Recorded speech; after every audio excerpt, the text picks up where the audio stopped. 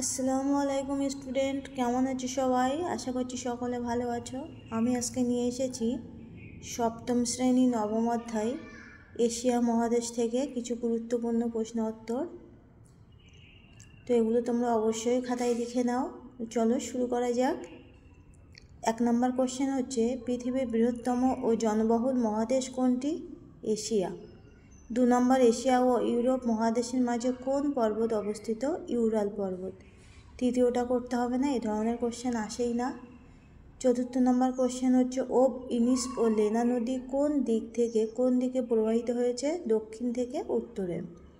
5 নম্বর question হচ্ছে, Asia ও Africa মহাদেশের মাঝে কী কী আছে? লোহিত সাগর ও সুয়েজ খাল। 6 নম্বর কোশ্চেন হচ্ছে, নর্মদা বাদে এশিয়া একটি পশ্চিম বাহিনী নদীর নাম লেখো যা আরব সাগরে পতিত হয়েছে। তাপ্তি নদী। 7 নম্বর, চীনের দুঃখ কোন নদীকে বলা হয়? এটা কিন্তু ইম্পর্টেন্ট প্রশ্ন, এটা হচ্ছে হুয়াংহো। অ্যান্সার। 8 নম্বর কোশ্চেন, ভূমধ্য সাগরীয় জলবায়ু বিপরীত জলবায়ু কোনটি? মৌসুমী জলবায়ু। 9 নম্বর কোশ্চেন, এশিয়া মনুষ্যত্ব বসতিযুক্ত শীতলতম স্থান কোনটি? ওইমিয়াকন। 10 নম্বর কোশ্চেন হচ্ছে, বৈশিষ্ট্যগুলি পড়ে শনাক্ত করে লেখো।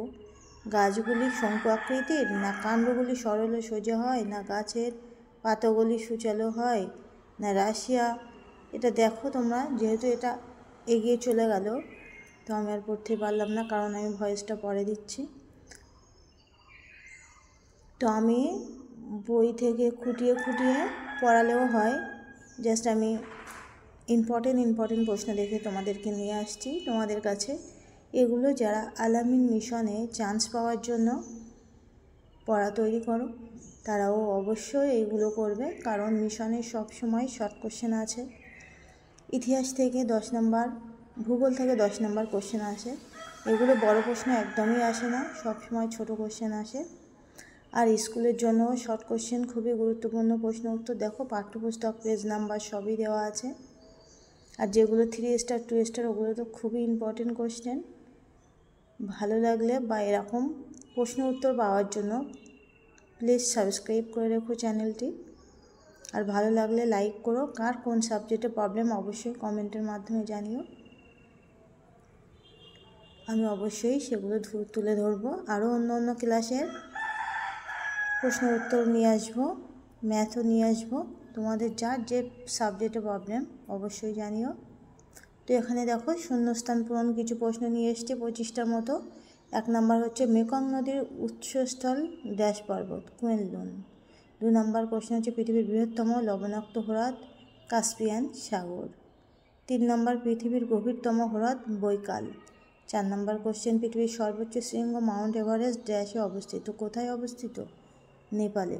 এগুলো অবশ্যই খাতায় তোমরা লিখে নাও, এর মধ্যে অনেক ইম্পর্টেন্ট প্রশ্ন থাকে।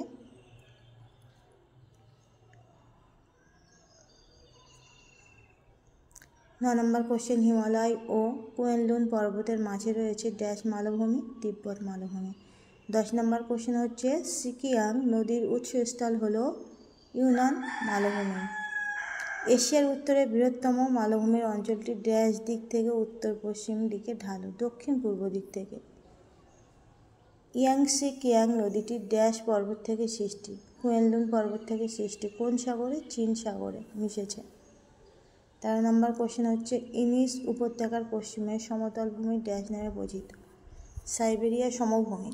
তো এটা অতটাই ইম্পর্টেন্ট নয়। 16 নম্বর কোশ্চেন, হিমালয় পর্বতে বাধা পেয়ে ড্যাশ বায়ু ভারতের বৃষ্টিপাত ঘটায়? মৌসুমী বায়ু। 17 নম্বর কোশ্চেন, এশিয়া মহাদেশের মনুষ্য বসতিযুক্ত উষ্ণস্থান ড্যাশ জোকোবাবাদ। 18 নম্বর, ড্যাশ নদী উপত্যকাকে চীন সভ্যতার আঁতুড়ঘর বলা হয়? হুয়াংহো। এটা কিন্তু খুবই ইম্পর্টেন্ট কোশ্চেন।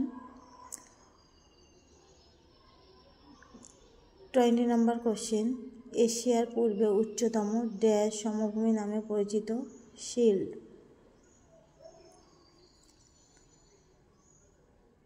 তো অবশ্যই তোমরা এগুলো খাতায় লিখে প্র্যাকটিস করো, তাহলে তোমাদের অনেক উপকার আসবে। আর আজকের ভিডিও এই পর্যন্তই। সকলে ভালো থেকো, সুস্থ থেকো। ফিরে আসবো আবারও অন্য ভিডিও নিয়ে। আল্লাহ হাফেজ।